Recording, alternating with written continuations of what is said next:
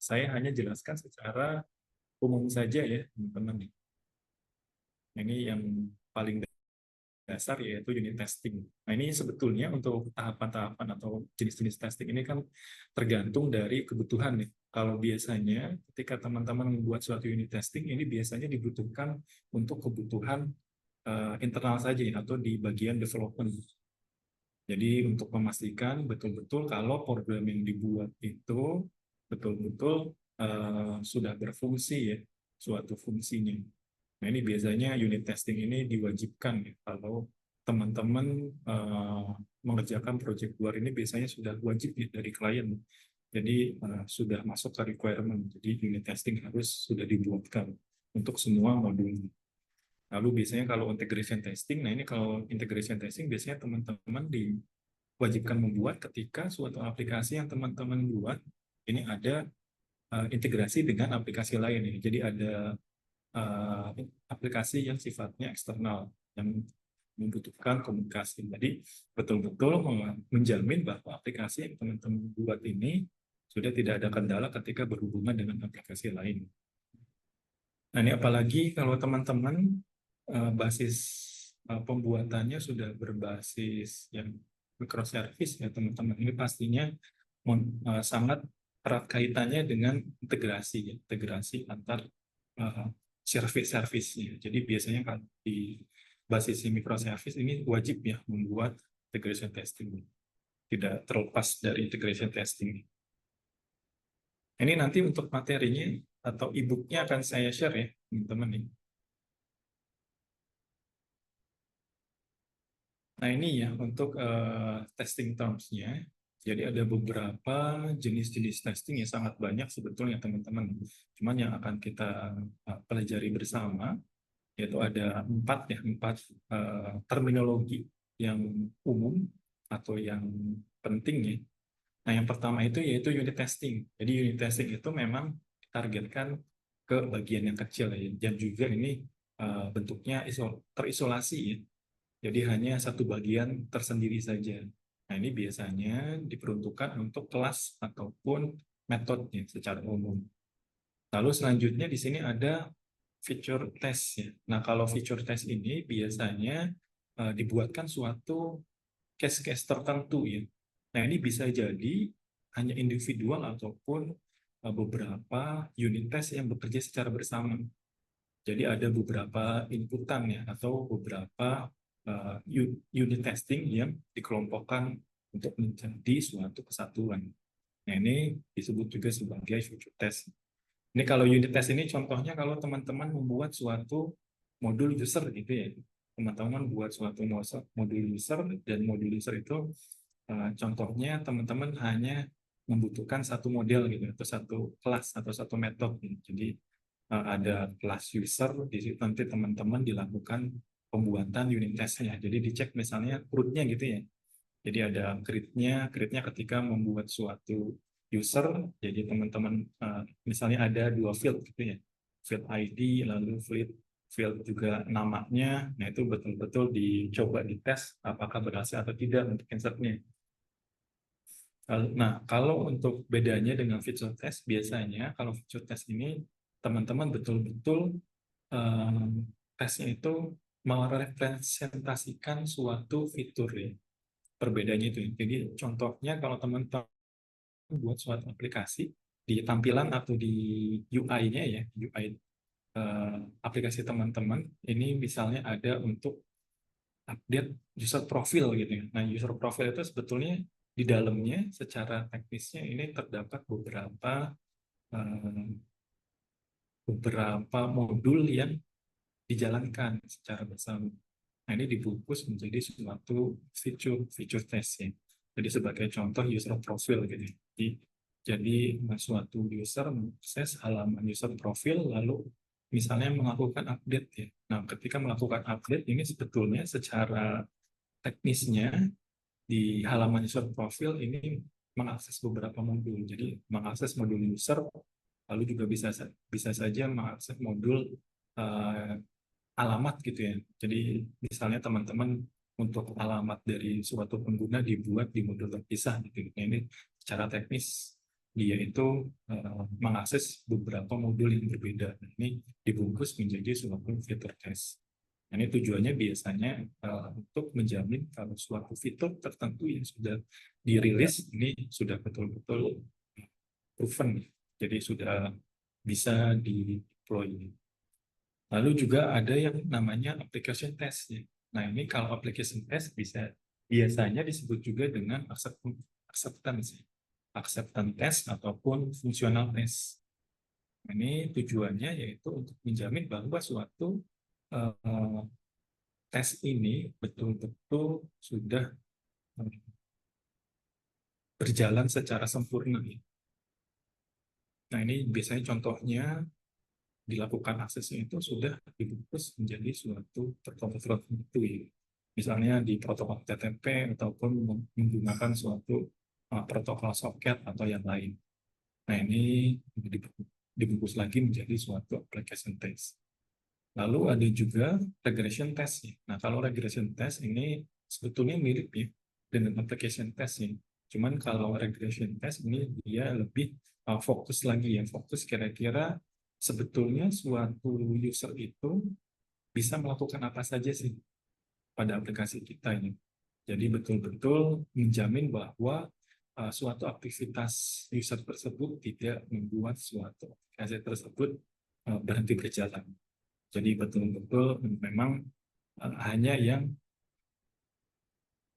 apa istilahnya yang usual atau yang common ini ya, common activity-nya saja ya, kalau yang regression test. Nah, ini kalau karena kita sebelumnya membuat suatu aplikasinya berbasis Laravel, jadi makanya kita mengerucut nih untuk tesnya, untuk suatu application test ini pada Laravel. Kita contohkan ini. Nah, untuk membuat suatu test case di Laravel sendiri cukup mudah ya teman-teman ya, karena seperti yang kita pernah pelajari secara bersama di minggu sebelumnya. Jadi ada yang namanya artisan ya. Jadi komennya ya. Jadi ada untuk membuat suatu kode tertentu di Laravel ini teman-teman bisa ketikkan di PHP artisan. Nah, untuk tes berarti di sini tinggal diubah saja PHP artisan test. Nah, nanti ketika teman-teman mengetik suatu perintah tersebut, biasanya nanti akan membuat suatu atau menjalankan nih, suatu plugin ini berbasis PHP unit. Jadi kalau teman-teman menjalankan PHP artisan test ini sebetulnya dia itu basisnya menggunakan PHP unit. Walaupun nanti teman-teman bisa menambahkan suatu plugin lain nih. Jadi misal teman-teman, saya biasanya bukan pakai PHP unit nih, misalnya pakai Mocha atau pakai yang lain tadi.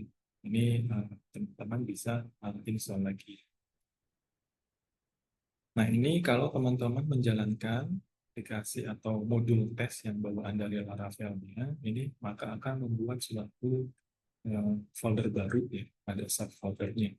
Jadi ada feature. Nah, feature ini biasanya akan terdiri dari interaksi berbagai unit ya, dan juga unit. Nah, ini betul-betul tujuannya untuk si tesnya ini secara terisolasi. Nah, ini contohnya ya teman-teman. Kalau di example test ini membuat suatu unit ya di unitnya. Nah, ini ada beberapa komen-komen yang dikhususkan untuk testing ya. Nah, ini ada beberapa. Salah satunya ini yaitu ASEP ya. ASEP ini akan melakukan pengetesan ya. Pengetesan ini biasanya akan dites apakah suatu pengecekannya itu akan mengecek beberapa tuntutan. Jadi misal di sini aset SQL. Nah, SQL berarti akan cek ini apakah suatu angka atau variabel yang dimasukkan, misalnya di sini 15 ini, apakah sama atau tidak nih dengan suatu fungsi hasil dari suatu fungsi. Ini kan asal. Lalu juga di sini ada aset status gitu. Jadi ini akan cek ya, ketika suatu request dijalankan, responnya betul tidak nih, sama tidak nih dengan contohnya ini 200 nih. Jadi yang respon yang dihasilkan dari sini, hasil itu sama jadi dari 200. Ini yang asumsi.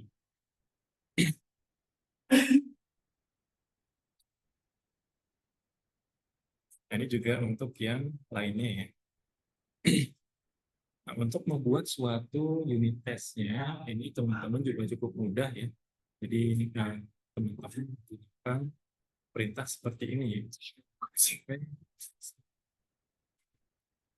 Jadi ini menjalankan suatu komen, misalnya make gitu dua tes.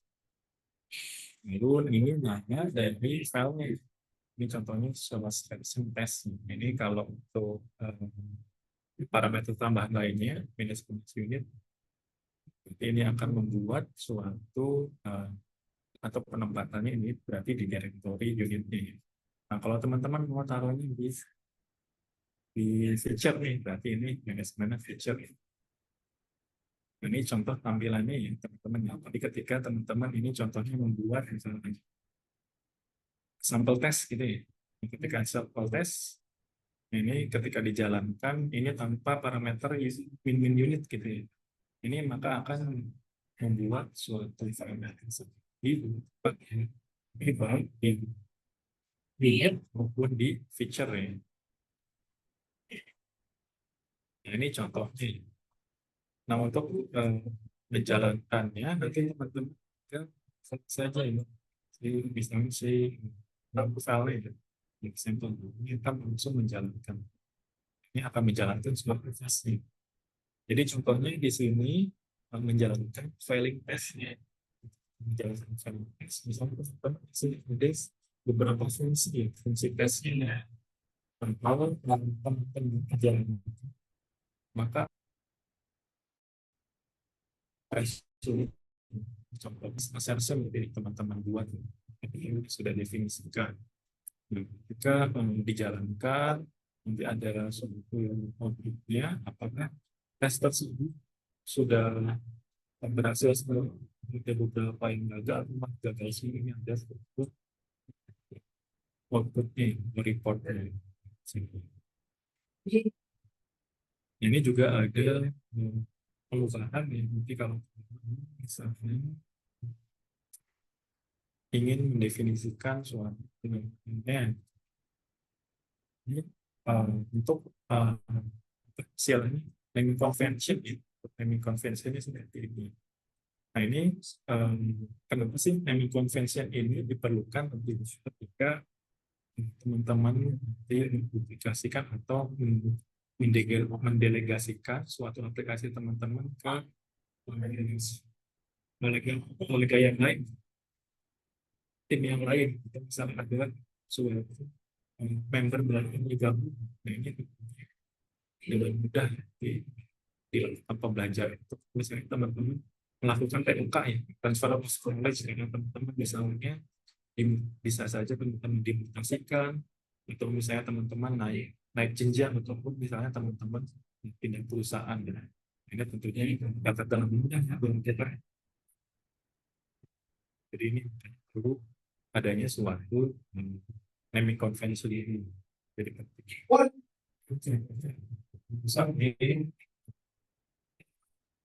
Jadi sebenarnya di depan ini sudah nama S di suatu fungsinya. Ini berikutnya baru dari suatu fungsi. Atau bisa juga teman-teman ini ya pakai ini kalau tidak salah apa ya, saya agak lupa ya, naming convention finance. Karena kan ada yang Pascal Spanish.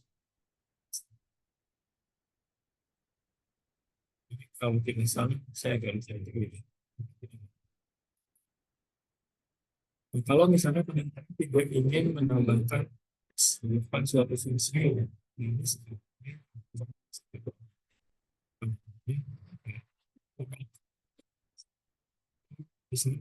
tidak sama sekali.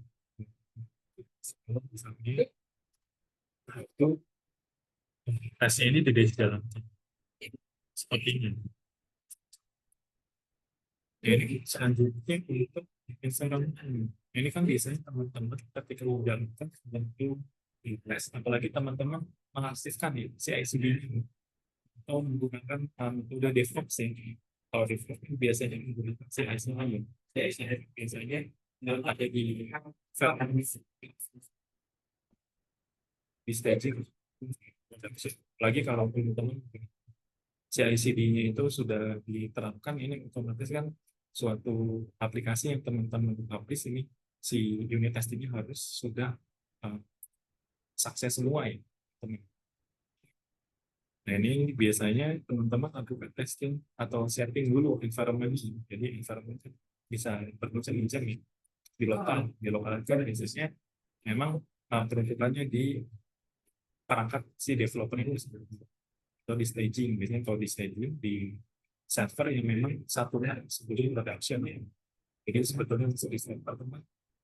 Kalau developer sebetulnya ada suatu plugin ataupun fitur-fitur yang belum sempurna. Nah, biasanya kalau di staging, environment-nya betul-betul mendekati atau sangat mirip dengan production biasanya.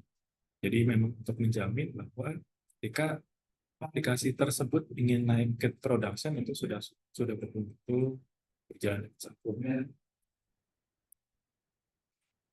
Nah, ini di testing environment. Jadi di testing environment-nya dapat dengan mudah ya dilakukan konfigurasi ya di file ini. Jadi app file ini dimasukkan untuk tipenya. Jadi menjelaskan ini nanti akan melakukan pembacaan itu di .env teman-teman di pembacaan di situ.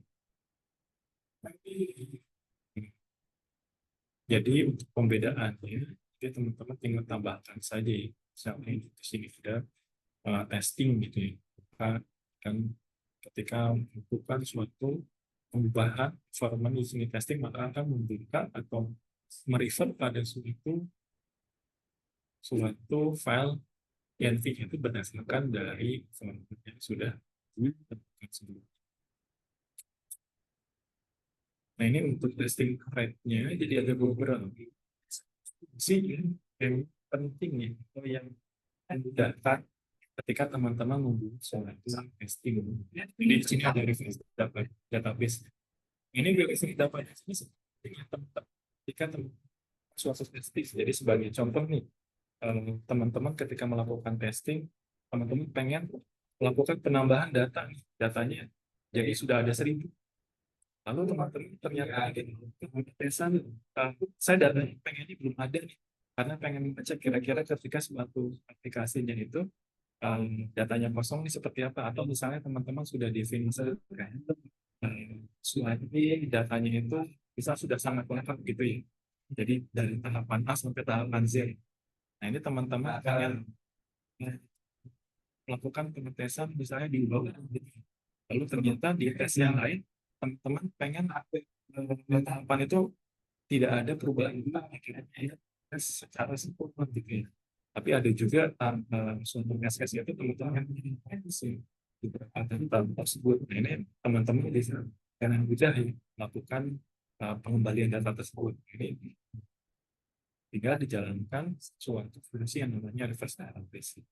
Nah ini reverse database ini data teman dan bila kita itu nanti teman-teman tinggal di setting saja di si migrationnya nanti ya. Nah, ini teman-teman di sini ada bagiannya. Nah, kalau migration itu biasanya akan dijalankan sekali ketika kita melakukan si tesnya. Jadi di awal tes maka akan dijalankan si migration. Ini sebentar ada. Ini suaranya hilang ilmu. Karena saya sudah pakai headset ya. Iya.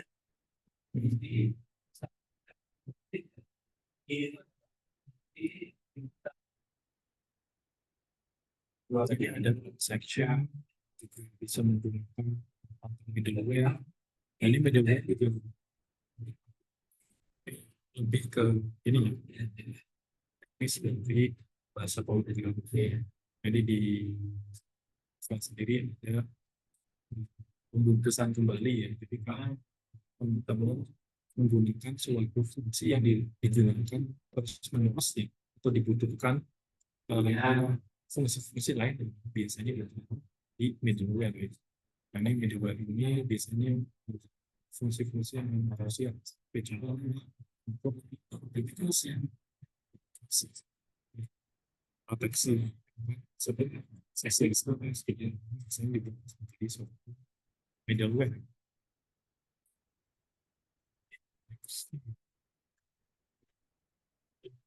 Tapi di saya hijau sih.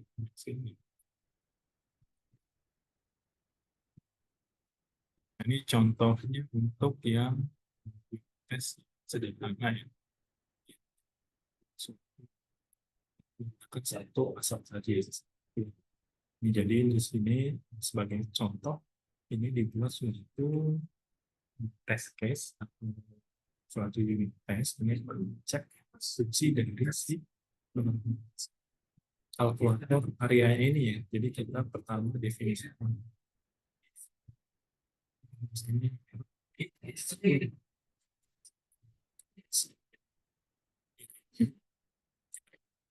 cek fungsi area ini sudah sesuai atau belum. Jadi kalau kita rumus dari luas dari kotak itu ya sisi kali sisi. Ini kan sisi kali sisi berarti kan faktor 4 harusnya 16 ya. Jadi mungkin untuk ngecek fungsi area ini ya. Jadi kita masukkan dulu nilai yang seharusnya nih. Jadi nilai yang seharusnya kita masukkan lalu parameter selanjutnya yaitu si fungsinya yang kita ingin cek. Jadi makanya saya si fungsinya ini betul-betul sudah sesuai. Jadi nilai istilah seharusnya apakah suaranya berapa sebagai parameter fungsinya dia ini nilai asli kita tentunya fungsi yang teman-teman buat sudah boleh false pastikan fungsi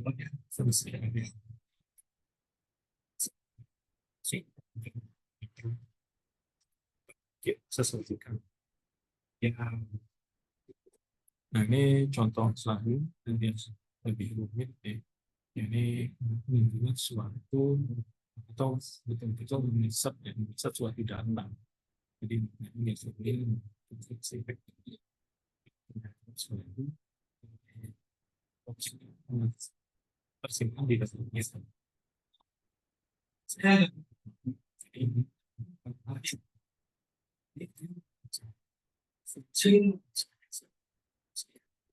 Fungsi fiksi suatu dari objek yang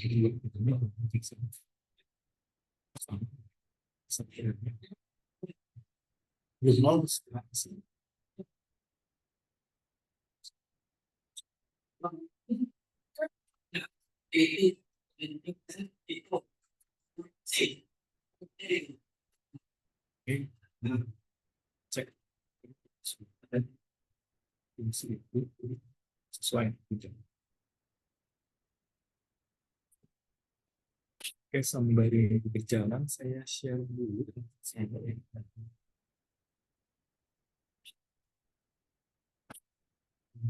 Saya share di Zoom chat ya.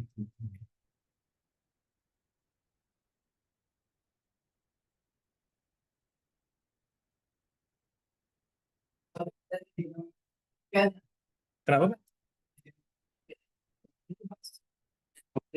Artikel yang di saya itu yang KTI Oh iya. itu tolong di browsing di internet dan ketemu di antara judul-judul bagi sama siapa Mas Dani judul ini gitu. Oh iya iya. Nanti untuk melengkapi ininya saya Oh iya. mungkin ada di rumah tapi nggak simpan gitu. Oh ini buat Siapa ini ya, saja. Pak, buat CV ya, Pak. Judulnya kan ada di mana ya? Ini kosong siapa saja kosong. Oh iya. Jadi itu ya. Ini aja, Pak.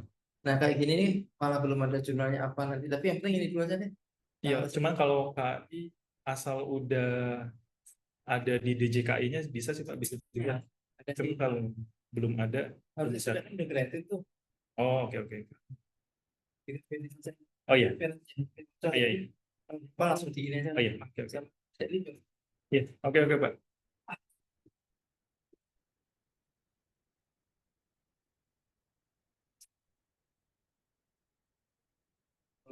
ya. Iya, iya Pak, datang.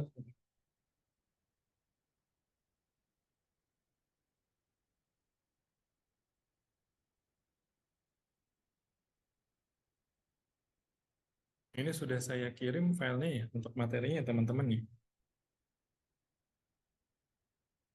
Oh ya, karena ini juga sudah memasuki waktu maghrib, jadi dan juga ini kan Zoom-nya masih ada kendala ya teman-teman ya. Jadi teman-teman silakan belajar secara mandiri dari materi yang saya kirim sebelumnya. Jadi teman-teman nanti tidak perlu join kembali di Zoom-nya ya teman-teman. Jadi sekalian break, jadi teman-teman bisa meninggalkan ruang Zoom ini. Sampai sini ada pertanyaan teman-teman? Materinya sudah saya kirim ya di ruang Zoom ya, di Zoom chat ya teman-teman. Oh ya, untuk Terima kasih. teman-teman di sini ada yang belum saya cek kehadirannya atau sudah semua? Saya Pak, Ada dia. iya betul Ahmad Dedi.